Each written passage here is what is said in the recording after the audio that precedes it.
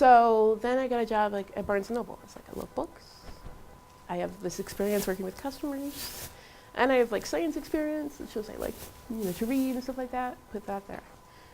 And from there, like, and I just, every job I got, I was like, okay, how can I add this to something else that will move me forward in a way that I want to? And I just kept doing that, like scrapping stuff together. So I went from there to like working at a bank. And then from the bank, I went to work at the call center, because this was back when call centers were kind of new. Like, this was a new thing. To be able to, like, and a cubicle was cool. You were like, oh my God, I have my own space. Like, I can sit, like, and I can decorate it and put pictures up. Like, that's awesome, And like, now, like, people are like, oh no, you work in a cubicle. But like, man, in the early 90s, that was everything. Like, if you had a cubicle, it was like this close to having an office. And so I was like, they have cubicles at the call centers, and like, I want that life. So I transferred to the call center, and then from there I transferred to AT&T, and I worked in their call center. But I was like, let me see what I can work out of here. I'm really good at reading ahead. I'm really good at understanding how customers work. So I started volunteering to test things, test new programs for new products that were going to be customer facing. Like, they were going to have a new call system. Where you would, like those things where you annoyingly have to like shout into the phone and then push buttons to get to where you want to go. That stuff's all coded, and I don't know anything about coding, but I had now worked in customer service for a really long time, so I knew like what made customers mad and what didn't. And then I was like, well, let me go get some books, and I ordered some books on like the basics, and then I would test them. We would go through. And they would talk about all this new stuff, and I'd say, no, customers won't like that. They'll hate that. Trust me, like when I work with customers, like this is their number one complaint, like having to push like that extra like button to get to where they want to go, like they get so mad. Right? So this doesn't work because, when you're going through this process, like we're missing a step. Like customers have to like confirm this. So I got known for that. And I was the only person with that skill set. Everyone else that was working these things had gone through like and had their degrees in like computer science or project management, and they had never worked customer service, right? They had never faced a customer. So they were having these huge problems where they would put millions of dollars into these products, and it would be technically perfect, right? Every bit of code would be perfect, and they'd launch it and customers wouldn't know how to use it. And then they'd get mad. And like, it was huge. It was costing them so much money. They were losing customers left and right, because nobody there had ever knew what it was like. They didn't have to call, because they had their company cell phones, right? They never had to call in to get customer support on cell phones. So they had no idea what it was like. So I became the only person who could do that. And so then other teams wanted to borrow me. And so then around that time, I decided I wanted to go back to school. I wanted to finish my degree. And so I put in my notice to quit. I had to move up. I was moving up to Bellingham to go to to go to Western. I was taking my son with me, and I couldn't come down to Redmond to work. And so we talked about some options. And I said, hey, I know you've got some big projects coming up, but on my future, I can't push the start date of a quarter. I'm 23. I have to finish my degree at some point in time. It's important to me. So they were like, well, let's see what we can do. How flexible can you be? And they actually ended up setting me up to work from home up in Bellingham. That's how unique my skill set was. And I had no degrees in this. But what I had was I had the knowledge of what my experience meant, right? Because I had been so careful about how I put things together and looked not at like the prestige of where it was, right? I wasn't like, oh, well, shoot, I worked at a drug emporium. Like, that didn't matter, right? But I knew what I had was like 8 years of customer service and trouble-solving experience. And then I had, experience actually using these systems that we were testing and all of this stuff to put together in a package that made me unique. So they set me up from home, and I worked from home for a year, and that got me through my first year of college of my final 2 years before my degree, because I had gone to Running Start. So I did that, was raising my son, like I was tired. I was like going to school full time, taking care of my kid. We didn't have a lot still, right? We had no car, we were 90 miles away from any family. And so what I did then was I just started networking with my teachers, right? Like I was looking around and saying like, what do I have to offer that's gonna help me like get resources here? And so what I realized, right, was I was on campus with kids that were younger than me, had a totally different life experience. And Bellingham's like a really isolated spot.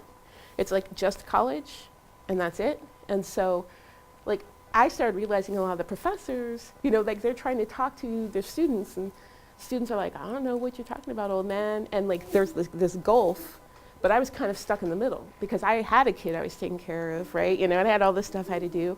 And so I just kind of like sat like in the middle there, and I would, you know, I'd raise my hand and be like, hey, you know, I think what he's trying to say is this, you know, and like try and kind of translate a bit. And my spot kind of became where the teachers started really liking me because I was working incredibly hard. They knew that, right? When you got a kid at home, you can't mess up, you can't fail a quarter, you know, because you got to pay for it, you know, and it's just another quarter that you're going to be really tired trying to take care of your kid, trying to do all this stuff. And so the teachers started actually to really depend on me because I was someone who was a student, who was learning, who was working hard, but also could help them out. They could tell I was grounded. They could tell I had a little bit more mature experience in my life, and I had put that out there. And I would work that like into my answers and into my opinions. So I became a teacher's assistant for a lot of teachers, right? And all of that stuff really helped me learn how to network, how to have community, you know, how to build resources. So when I got pregnant with my second child, which I did my last year at school, and I was tired and sick, like going through morning sickness and all that stuff, I actually had supportive professors who usually professors, like, you know, if all these students don't even have time to know really who their students are, who were able to help me through that, and, you know, and help me like realize when I was, you know, like they're like, hey, you know what, like you need to take an extra day on this paper, like you are exhausted, like, you know, and really help me out. They were flexible with what I needed. And so I graduated the day after my son graduated from kindergarten. And so he was so excited, he was telling all the professors, like, I graduated too, and, you know, they were all congratulating him. And we moved back down here, but I was 6 months pregnant. And so I was like, well, I need to work. So, you know, things don't always work out the way that you plan right away. I had gotten a degree in political science, and I had really hoped to work in that, and like a think tank, you know, and like be out there like trying to help change policies. I got a job offer actually with the Gates Foundation for after graduation to move to Washington, D.C. and like work on this. But then I was like, well, I can't have a new baby and be across the country from the only support system I have. And I need to be able to support my family. So I went back into tech, and then I had a degree. And I continued doing this, right? I continued like trying to find ways where I could find what was unique about my experience and offer it up. You know, I had a job where, you know, I had worked in the front end for a while, and I was really good at it, but I wanted to learn more of the technical stuff. So I started asking people to help teach me. I started getting some books. I applied for entry-level tech stuff. And then when I moved over to tech, I started realizing that there was a gap between how people would take orders and how the technicians would build it. And so I actually created my own job. And in my spare time, what I did was I just documented every failed job. People would go and install this technology and it wouldn't work. And then you'd have to pay all over again to send someone out, rebuild the whole thing. So I started documenting where it would fail. And it was always in between the two, in between the person taking the order and the tech on the job. And I was like, well, I've done both now, right? I've built the orders, I've taken the job. And what I did was I asked for like if I could have an hour a day to work on this. And I did that for like 3 weeks, and I documented everything, put out a spreadsheet, and I said, you're losing $300,000 a week just for this one local office in failed jobs. I've documented where they're failing. If you create a job for me, I can check these before they're handed off, and we can probably cut that number at least in half, and you save $150,000. And they were like blown away, right? So that was my job, and suddenly I had a position that worked well for me because I'm really bad at paperwork, I'm really bad at like, I have ADD, so it was like, you know, I get bored really easy, so this was a job where I could pick up, look at one job, scan down, find what was wrong, say, do this, but I didn't have to actually do the job, right? Like I was able to figure out what I was good at, which was looking at a system, putting together all of my skill set and finding where there were holes. And so I did that. It made my manager look good. I mean, his manager looked good. You know, they had like the VP come and he's like, yes, now I've developed this system, you know, and he was trying to take credit for it, but I didn't care because at the moment, like, it was doing me good to do what I needed.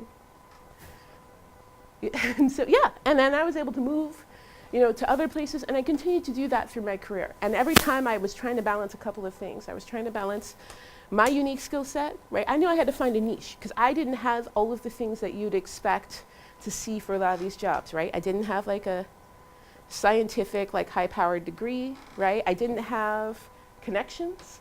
Like I didn't know any of like these dudes that were like in management, things like that. I didn't have the look, that a lot of people in tech expected people to have, And so I knew I had to find what my unique value add was. So I did that for a really long time. And I was good at it, and I was successful. I was eventually able to buy a house, which for me was just like an ultimate success, because no one, my family was never going to own a house, and my mom, I don't know if she'll own a house if I can ever buy her one, and that's it. Thank you. Yeah. No problem. Have a good night. Thank And I was doing well, like financially.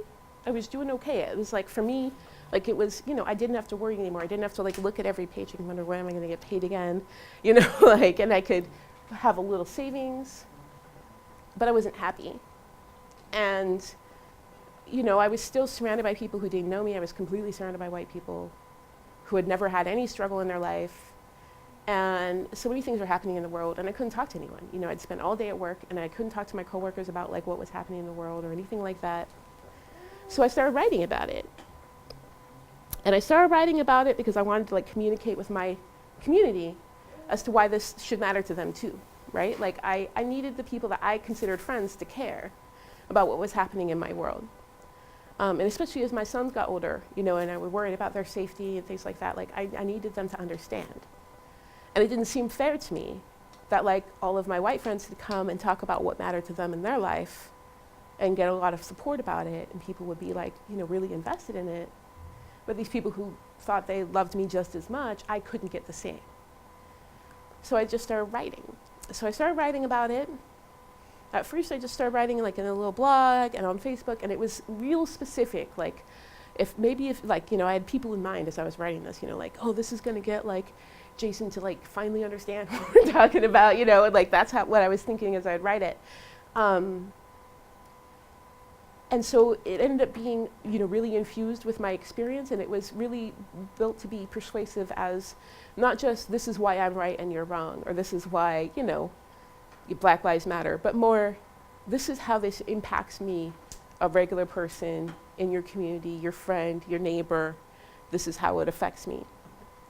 And that writing started appealing to a lot of other people, because a lot of the writing about world issues is around like the science of it, right? Or it's, I have to just make people agree with me by just, saying, I'm right, I'm right, I'm right.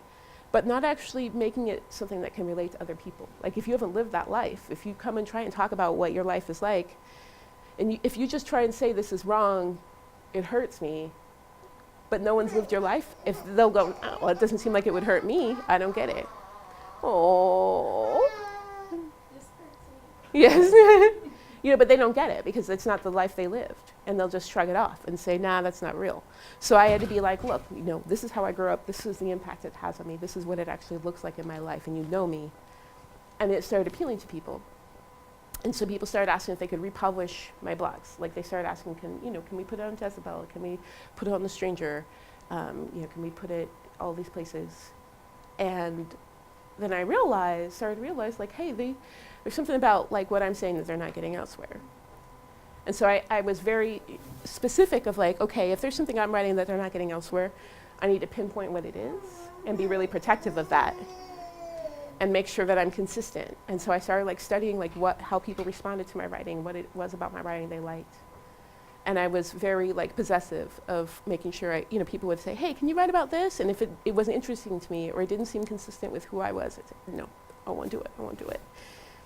And I was really careful, and I kept doing it. But then of course, once you start talking about the truth about things all the time, you can't have this huge part of your life where you're not saying anything. So I was still going to work all day and not able to say anything about the world. Like, and people would say stuff that was really problematic, and I would just have to be quiet. And I just got to the point where I couldn't do it anymore. And I said, you know what? I'm just gonna take a risk. Like, I haven't taken big risks in my life. Like, the risks have always found me. I'm gonna find one. right? Like I'm gonna just make one. And so I quit.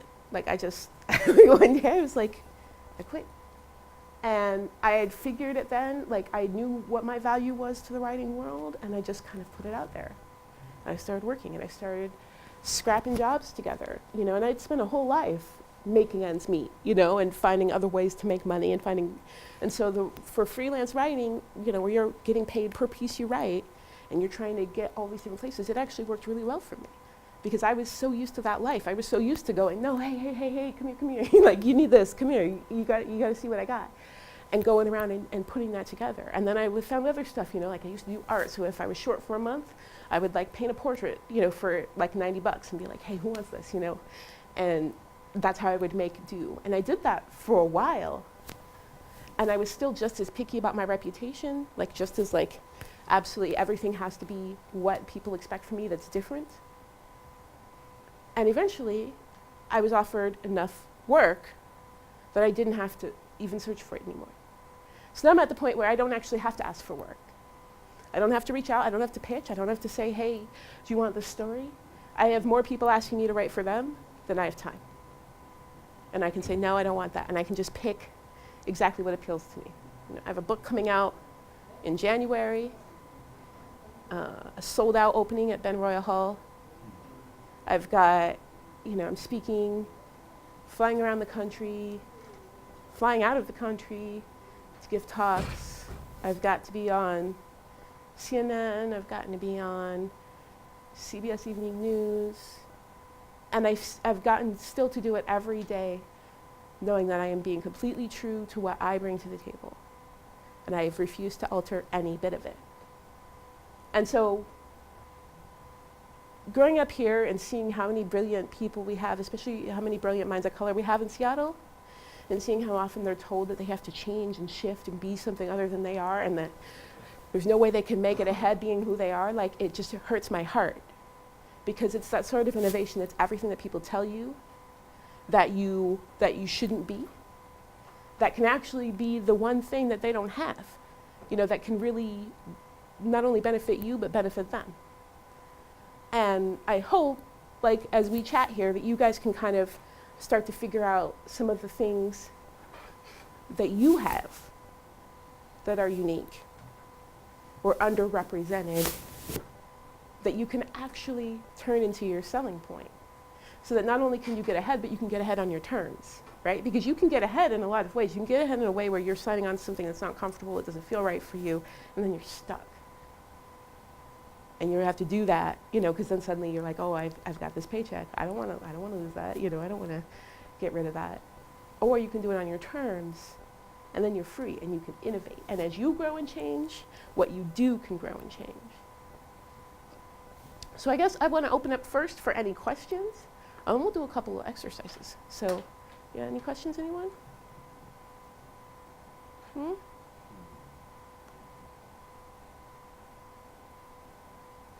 Or statements, or thoughts? I was listening to your story about the job culture, how you kind of made jobs for yourself. Like, I don't know, how did you really navigate that? Because I feel like most places, especially for young people, it's kind of like, you do this, you know what I mean? Yeah. And it's like, but how did you, I don't know, like, how did you navigate it where it's like, you know what, I want to do that and that and that, and then even start making demands like as like an employee, like. You know, a lot of what I did was I had to show it first, right? So I couldn't just like be brash and be like, I've got all your ideas, I'm gonna fix it all, because they'd be like, who the hell are you? I went to college for this. You don't have anything I don't have, right? I had to do it first. So first I had to show I was really good at what I'd been hired for, right? Like, because if you aren't doing that right, they're gonna be like, no, fool, master this first. Why are you trying to get more when you can't even handle this? So I worked on that. I showed my dedication to that, which they appreciated. And then in my spare time, so sometimes it would be 5-10 minutes for lunch, or if I'd finished a task and, you know, was waiting on a call, I would start dedicating to where I'd say, like, what am I doing better here than everyone else? You know, how can I turn that into something? And I would start working on that on my spare time. And once I had gathered up ideas, gathered up data, even for little ideas, like I would sit in a meeting with my boss, my one-on-ones, and be like, hey, you know what, like I was wondering why, you know, this was such a great week for me, production-wise, and I isolated, it was this one thing I switched up. So maybe like, if this helps the other team members, you might want to, tell them that this thing helps, right? And that started getting them to think of me as someone who not only was coming up with ideas, but coming up with ideas that would help everybody, right? And I just kept doing that, but I would do it in my time, and I would come with it ready. I would come with the data. I would come with the proof. I wouldn't just ask them to take a chance on me. I would say, hey, and then eventually they would take chances on me, right? You do that a couple of times, and they're like, hey, you know what? You got some good ideas. And they start to recognize that it's not a threat to them if you're coming up with something that they hadn't thought of, that you have a unique perspective. And the thing is so many managers, what takes up their time that they can't stand are people who are coming up and asking for how to do every single step over and over, especially as you're starting out, right, in entry-level stuff. Like, the one thing you can do to save a manager's day is to just not be the person going, excuse me, I'm sorry, I forgot, what am I supposed to do again? Even if you got to ask a coworker and bug your teammate more, like, to not be that person that's, and I don't mean don't ask if you don't know and just let it be done wrong, right? But if you can find a way to get that answer without like bugging them in their day, the more help you give them, the less trouble you cause them, the more faith they're going to give you, because they have their problem employees, the people that are always making them explain things over and over again and that they're having to try and make work with. You show on your own time, not only you're not a problem employee, but you can come up with something that will make their job a little easier, they're going to start putting a lot of faith in you. But what that means, though, is like every success you have to analyze it. You don't just take it and go, yeah, this was a good month. And it doesn't matter what you're doing. Even if you're just cashiering, right? And you had a week where you got more customer compliments, you have to analyze that and say, what was it about this week? Like, what was I doing? Was I just a little extra cheerful? Was I wearing bright colors? Like, what was it? What did I do that made this a really good week? If you have a bad week, you have to do the same. And even that sometimes helps even better. You sit in a meeting, you've had a bad week, and your manager's dreading that meeting as much as you are because they're going to have to try and find a way to talk to you about the bad week you had. And you come and you say, you know what, man, I had such a bad week, and I've been thinking about it, and I think it might be this, and it might be this. What do you think? Like, that will impress them a ton. You're taking that emotional burden off of them, and you're showing that you are committed to doing better and coming up with better ways of doing things. But you do that, and then they'll start to trust you. And it's a really great way, but you have to come with it ready. Almost everything that I started coming up with, I worked on it kind of on my spare time, and I presented it ready. Even if they said no, they were impressed. Right? I didn't waste company resources. I didn't spend forever bragging. I didn't demand. And then eventually you get a reputation, and then you have a little bit of capital to be like, look, trust me. Do you trust me or not? Do you trust me or not? Because you've earned it, but you got to earn it. Any other questions? No? Yeah? I was going to ask, you talked about growing up, a rough childhood. Mm-hmm. Was there someone that you always looked up to that helped you, go through all that? I'd say the one kind of lucky thing I had was, my brother and I were only 18 months apart in age. So we had each other, and partially because we had no one else. Like, we had no other friends. My brother even less so than me. Like, my brother had no friends. He was a really awkward kid, had a lot of anxiety, but we had each other. And sometimes, like, when you're like the only black kid in class, and you could at least go home and see another black face and like sit next to someone that is like going to be loyal to you, even though we fought all the time, because we were siblings and we were only 1 grade apart. Like, that meant a ton. That really did. It was really grounding. As far as like role models, I would definitely say occasionally I would have teachers where they would recognize a talent in me, and I would use that to try and get some extra projects that I loved, things I loved to do. And my grandpa was really cool. Like, my grandpa wasn't heavily involved day to day in our lives because he still worked and, he lived across town. But he was super feminist and just thought like I was a genius kid. And so, I'd go see him, and he would never I never fit in, like I wasn't like a pretty kid, all these things that like a lot of people expect little girls to want to be, and like none of that mattered to him. He would like be like, what are you reading? Let's talk about this, you know, let's draw this. And, you know, he was an architect, and like, I'd say, oh, that's really cool. And he would build me an architect table then and be like, sit down, I'm going to teach you all about architecture. And I had my own little mini architect's table sitting next to him, and I would like make up the houses and stuff like that sitting next to him.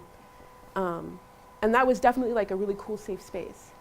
I read a lot, you know, and so I would read about things other people were doing, but I was never someone, I think, who like was like, I want to be like this person when I grow up. I didn't have any role models that way. You know, when I grew up, like, you didn't see black people anywhere. You didn't see poor people anywhere. Like, I just had to trust that I could come up with something. Like, I had a really good imagination, and I was like, I bet I can do this better. Like, I don't know, I was born always thinking I could do it better.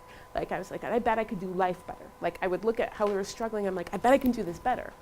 And I just had to kind of trust that I would find a way to do that. Mm-hmm. This is kind of like a big question. But like, do you have any writers that you really look up to?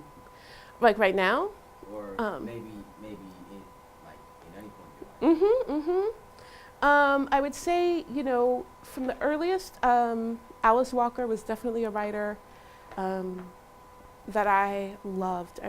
Like The Color Purple was one of the first like really classics I read that actually had like poor black girls, that wasn't just let's wallow in the misery of poorness and blackness, right?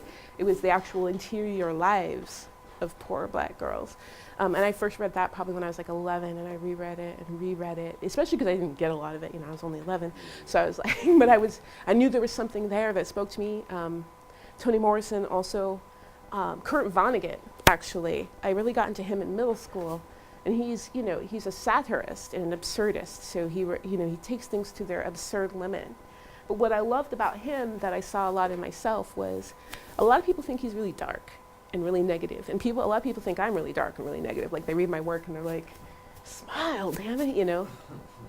But they don't realize actually I'm incredibly positive, always have been. I see the world, and I can't see it differently. Yeah, it's not all features. Exactly. And Vonnegut was very similar, but he was also an absurdist writer. So he was someone I could tell who looked at the world honestly, and it broke his heart every time, right? He'd look at how awful the world could be. And he had survived, he was in World War II. He had survived the Dresden bombing, which was this horrific bombing in Germany. And he had seen all these dead bodies. You know, he had been through so much. And he would write these satires that was just constantly of humanity absurdly failing, trying to do things and just absurdly failing. But he wrote it with such like hope. Like, you know, the next book would start again, and he'd be like, maybe this is going to end better. And it didn't. But he would continue to write like it might. You know, he'd continue to start out with, and you could see all the different ways it could have ended differently. And you would read this absurdity that was funny at times and heartbreaking at other times. And you also, you know, I knew he was a person who personally lived with severe depression. But he was still like, I'm going to find some beauty in this world, and I'm going to find the reality of this world. And even though every time people would just mess it up, he would get up and start again. And I thought it was so beautiful because it wasn't a lie. Like, he loved humankind so much, he loved the potential so much, that he was willing to let it break his heart over and over and over. And every day he woke up and was like, you know what? There's still a chance it can be different. And when I write similarly. I write knowing full well how horrible the world can be and how horrible it's been and how much better it can be. And I write with all of that heartache. But the only reason why I do it is because I still feel like maybe this will be the time. Like maybe this will be the thing that really helps someone change that pattern, you know? And you have to do that. And so like he's definitely had a huge influence on me in my life and how I write, which is funny, like this old doddering white dude, but like, you know, I never saw anyone who allowed something to be so sad, and to see all the humor in it and be so real, and then just get up and do it over and over and over again. And it wasn't a shtick, like that was his whole life. And so that mattered to me. So like I've been told for a very long time, I think ever since I was like a little kid, that like the way I speak or the things that I try to say sometimes are like too strong. Mm-hmm. You know? But for me, like sometimes I feel like when I'm talking, like literally I'm just talking and like telling people's habits, you know? Mm-hmm. So I can't really like pretend like something's there if it's not, or like, you know what I mean? Mm-hmm. So anyway, because I've been told this so many times, I guess like it's really made me want to like look at myself differently and think like, oh, maybe there's something wrong with me, and like, you know, especially if like so many people are telling me like, man, like you're really strong, and like I guess like sometimes like the things that I say, I don't mean to like try to humble people or like try to call people out, but when I do say something, they really feel it as if I'm like saying like you did this and you need to fix it. You know? Mm-hmm. I guess like what I'm,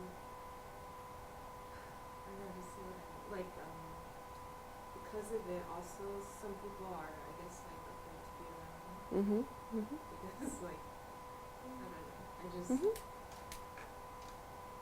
I understand what you're saying. I do, because I've been there. yeah. You know, I've definitely been labeled like, you know, aggressive. I mean, I'm regularly called mean. People say, I didn't know you mean. I'm like, oh, well, you knew? Like, did you know? But what I had to realize, and I realized this back in business, because I would have really good ideas. And I would know right away if something wasn't going to work. That's the way my brain works. And I would raise my hand and say, hey, I'm sorry, this isn't going to work. And people would be mad at me. But then it wouldn't work. And then, you know, and I'm like, okay, well, how often are you just going to be mad at me? Or are you going to listen to me? And when I started paying attention was the fact that there were certain people who could do that and they would be called innovative. But like, when it comes out of the mouth of a black woman, suddenly it's threatening and it's rude. I had to realize, I had to do some assessment and figure out, okay, when I compare my behavior to other people who are known for being honest and being forthright, is it off? Right?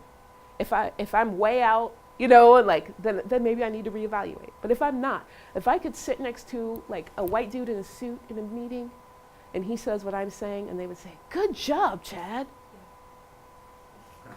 then I know, like, that I'm not the problem, right? You gotta, but you also have to be really vocal about what it is, right? If you don't know that that's your value add, that you are someone coming with these ideas, and you don't know and say to yourself, I deserve to be heard, and you don't actually say it, say, you know, what about learning how this is? You know, what about my phrasing is wrong? Would you rather you did not know? And being really open about what you bring to the table. There are some people who are not ready to sign up for that. And they will go. And that sucks and it hurts. But let them go. Because there are other people who desperately want that. And that's one thing I had to learn. When I first started writing, I wrote because I wanted my community to hear me, right? And I was desperate to. And I don't know how to softly say things. I don't have it in me. And none of my community responded the way I wanted them to. I think 2 people, and I'm still friends, I'll be friends with them to the day I die, because they were the only 2 people who were like, I hear you. Everyone else disappeared. Friends I'd had since I was 6 disappeared. But they were replaced, right? And I just kept doing it. And other people who valued it, people who were forward thinking enough, and people who were able to set their ego aside and know that they would rather not mess things up, you know, and take that hit, started replacing them. And eventually more than those people came, you know, but I had to be very honest, that's who I was. If I for 1 minute let that get to me and say, no, I'm going to be someone who's really soft about it, and really, what I had learned, especially because this is how I grew up, right? I grew up being told, like, be soft about it. And I used to try to find a way, is then you can't suddenly change the rules, right? You can't be soft about it, and then when you realize it's not working, change and expect people to be okay with it. You have to figure out who you are and what you're okay with and be consistent. Because that's the contract you're setting up with anyone that comes into your life, right? So you do that evaluation first, but then you know that's your value. And you actually put it out there, right? I don't know anyone, when people tell me now in this day and age, when they come to my Facebook page, and it's so funny because occasionally someone will say, I've been following you for ages, but I am just so appalled by how angry you are. And I'm like, then you haven't been following me for ages. Because not once have I pretended to be anything other than what you see here. If you come for that or you don't, you know, I'm not going to be everyone's cup of tea. I regularly evaluate, make sure I'm not like being abusive, make sure that there is a point, make sure I'm being true to myself, you know, that I know why I'm saying what I'm saying.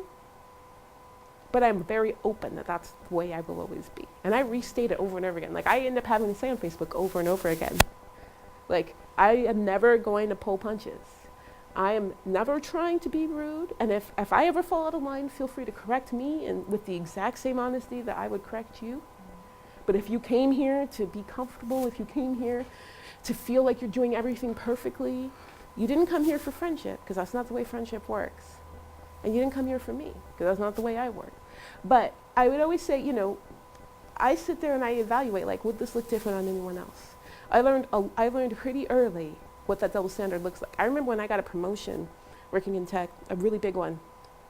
I fought out 300 people for this promotion. I pulled out all the stops. And then I got it, and I had worked to like have this huge mass of like accomplishments to be able to put forward, studied how the interviews worked, all this stuff. And I was working with a partner in the sales team. We're doing so great. And then she tells me one day, you know, I was really nervous working with you. And I was like, why? And she's like, well, I had heard, you know, that you had, I heard that you had a really strong personality. And I paused and I was like, and you thought that was a bad thing? Would you, if you had heard I had a weak personality, that would have set you at ease? You would have been joyful to work in this competitive sales tech environment with someone with a weak, how would I have even gotten this job, right? And that's when I realized what that it was because I was a woman, right? And a black woman put together, like that was the coding of it. But it was that very skill set that got me that job, because it's what made me good at what I did. And that's immediately when I learned that people are always going to use those things against us, because it's not the way they want to see us. It's not the way they've been told to expect to see us. And they're going to add extra to it. And you always have to call it what it is. And I remember I asked her right then, I said, what would have been bad about working with a woman with a strong personality? You've now worked with a woman with a strong personality, you know. And she was flustered, you know. She was like, "Oh, well, what, you know?" I'm like, "What level of personality would you rather I had in order to come out and do this job where I'm trying to convince these people to do what we need them to do, you know?" And you have to bring it to light, and make it a proud part of who you are, and you know, don't hide it. Be honest with yourself. I think sometimes, you know, we like to hide and say like, our strong personality is what it is, and sometimes it's a defense mechanism and it's not who we are, because you also can be soft, you know, and you can be sad and you can be scared, you can be all of those things, and don't let anyone say that you have to be all one thing all the time, but know who you are and why you're doing what you're doing, and just be honest with it and make that your value. Make it the thing people sign up for. I always like make people like, I'm like, you know, when you come and you interact with me and you sign on to me, I never lie about who I am. So you're kind of signing a contract. You're agreeing to this. Like, if you decide it doesn't work for you, fine, but you can't act like I tricked you. And I think that we have to remember that. Any other questions? No? All right, let's launch in real quick to an exercise, all right? So what I want you all to do is I want you to think about, and if you need to write down or get out your phone to put notes or whatever, do. But I want you to think about like a tough situation in your life that you've had. One that you might not be afraid to share, but like one that where, you know, your friends weren't going through the same thing. Okay. I want you to think in like what that was like for you. It doesn't have to be something that ended well. But I just want you to think like, you know, when I ask you that, like what's one of the first thing that pops up that maybe isn't like so traumatic that like you don't want to talk about it. But like, you know, something where you're like, you know, as it was happening, you knew you couldn't like call up 5 of your friends and they'd be like, yeah, man, I know. Yeah. Right? So I want you to take a minute and think about that. And then I'm going to ask someone to be brave enough to share it. So think if you're brave enough to share, because if no one does, I'm just going to start pointing. I think I know. All right. Yeah. Alright, so like, last year, Mm-hmm. like I kept on getting in trouble in school, right? And so my parents, like, they took me out of school for a semester. And like, I'm still kind of dealing with like the setbacks of that, you know what I mean? Mm-hmm. Mm-hmm. So that's, I guess, like a problem. When So did you? I wouldn't really call it a problem, because I was technically being homeschooled. Uh-huh. But I mean, it's a problem like due to my credits or whatever. You know what I'm saying? So I'm still taking like an online class in addition to like my other school and all that. Yeah, so And it was just like because of my behavior, I guess.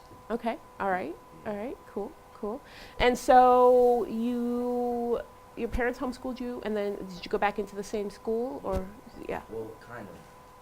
Like, I used to take all my classes at Garfield, but now I take one class at Garfield because I go to Running Star. Okay, cool.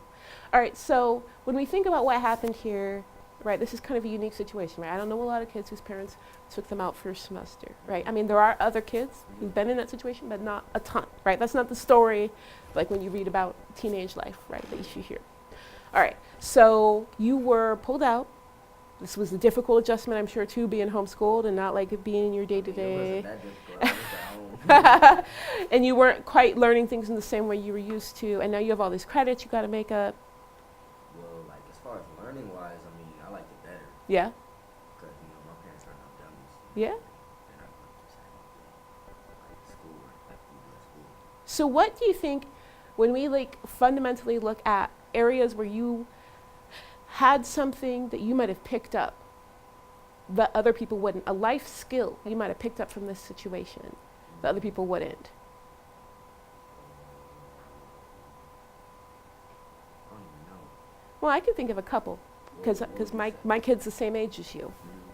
So I can say right now you're probably more comfortable using a computer for things other than video games, which my kid is not, right? You're learning actually how to expand it, how to learn new things, which you will do a lot in business. You mean like life skills that I learned while I was homeschooled? From this whole experience, Oh, not yeah. just from being homeschooled, like the whole experience. I don't know, like I learned a lot of stuff because they had me reading some dope books Eh? and stuff like that. Yeah? So, Did you get a little more input into how you were learning things? yeah. Right? So you've probably learned a little bit more about how your brain works and how you learn better, right? Yeah, and I learned how to be cooler with my parents. Yeah. Yeah. And that's important too, right? Because also when you start getting a job, how old are the people you're going to be working for? They're older than me. Yeah. They're going to be probably around my age, maybe older. Yeah. And I like the number one complaint that bosses have is they don't like working with young people because they don't know how to deal with adults. They don't know how to talk with adults. But you just spent a lot of time with some adults, right? Yeah. You've learned how to research things on your own, right? Now you're learning how to juggle input from two different spaces, right? You've got Running Start, you've got your regular classes. You're learning how to adjust to an increased workload as you're trying to make things up, Right. right? Yeah. You're learning how to jump from one environment to another. You're learning how to recover from a setback, Yeah. right? I guess so, man. You taught me a lot of stuff. Yeah, right? I mean, you've got a lot of experience right in here, okay? So when we look at like what that might look like for a job, right? If you're going out to look for something, first off, looking for a job is going to be a little bit easier for you because you have spent time now figuring out how to look up things online, how to use your computer. Like if I am trying so hard to get my kid to look for a job because I am so tired of paying for all his stuff right now. And he's like, I don't know, Mom, what are jobs? You know, and I'm just like, you're killing me, right? Because I had to figure all this stuff out as a kid, but he hasn't had to. So he's just like, I don't know, I turned in one application at the bowling alley that I hang out at, and that's it. That for him, that's a job search, right? And I'm like, go on the internet. He's like, I don't know I don't know, right? But you know how to look all these things up, right? Chances are when you start training for a job, it's going to be quicker for you to navigate through because you're just used to getting information from these sources. You're used to clicking through and out of things. When someone asks you how you handle a difficult situation, how you recover from a setback, and trust me, interviewers ask that for just about every job. It doesn't matter, they'll ask you. How do you recover from a setback at work? How do you recover from a difficult situation, right? You're going to think about how you organized your time, right? How you heal like internally, like from just like the struggle of being pulled out of school, like that sucks, it hurts, to like, have all of that happen. How you stayed focused, how you kept your eyes on the future, right? Whatever you learn from these books, you're going to be able to apply. And it might even help you figure out what direction you want to move your life in, right? And you will have now, because you have spent this time doing independent study, you'll be more comfortable with actually going and finding books to move forward in the things you want, right? All those times I was talking about how like I would take some time, figure out a little more, figure out my value add, right? I had to go and like check out books, buy books at the bookstore, right? That's stuff other people weren't willing to do. They weren't comfortable with it. But you're comfortable with that, right? I guess so. Yeah. So like if you wanted to get a job like anywhere that required a little bit, you know where they say independent thinkers, Mm. that requires a little bit of research, right? You have this full, interesting history with that. That's a value add that other people don't have, Mm. right? You even going to college, if you decide to apply to like a 4-year to finish out your degree, Mm. and they'll ask you for like your life story, they'll ask you what you bring. Their number one concern is whether or not students can matriculate, especially students who've had troubles in the past. Students can what? Matriculate, that means graduate through the full 4 years. Oh, never heard that one. Yeah, that's what they'll say.